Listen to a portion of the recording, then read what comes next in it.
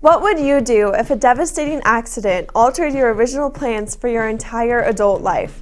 Steve Compton, a local farmer here in Scott City, Kansas, was in a car accident February 19, 1988, as a senior in high school, leaving him a quadriplegic. A hopeful college athlete at the time, Steve never let his condition slow him down or affect his optimism. I was always a good athlete, but I wasn't an excellent athlete, so I always had to work hard for what I did. And being in the hospital, it was every day was just a new day to look at, to see what I could accomplish today and what I could accomplish more tomorrow. On his way from Westland Medical Center in Wichita to Craig Hospital in Denver, Compton even made a stop to attend his senior prom. And after 6 months of rehab, met with professors at Kansas State University to figure out a plan.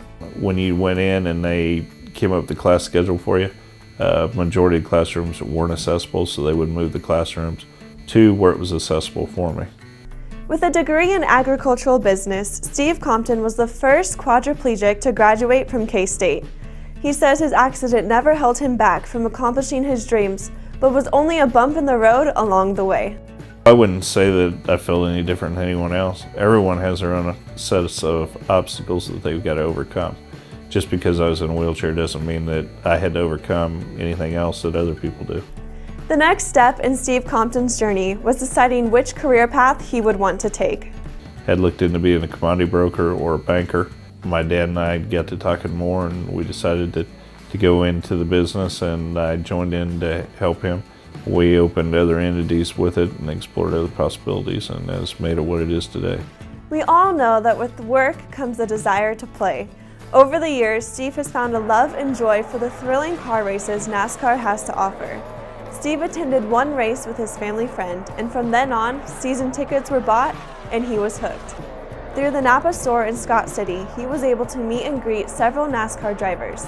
And in 2013, Steve was named an honorary pit crew member, where he spent a weekend behind the scenes. You know, visiting, it's an aspect of the racing that very few people get to see. It's a cool way to be able to take a break from the work life, and it gives you something else to think about. Kind of gives you a recharge. Steve also had the opportunity to ride alongside NASCAR driver Martin Truex Jr. in Colorado Springs during an event that kicked off new possible technologies for handicapped drivers. They actually had a car set up, not that I could drive, but I could actually ride in, so I got to do some laps around a NASCAR track with Martin Truex Jr. driving the thing, and that was pretty cool. Steve Compton is such an inspiration to us all to never quit, stay optimistic, and enjoy the drive. Reporting for the Beaver Broadcasting Network, I'm Kiana Yager.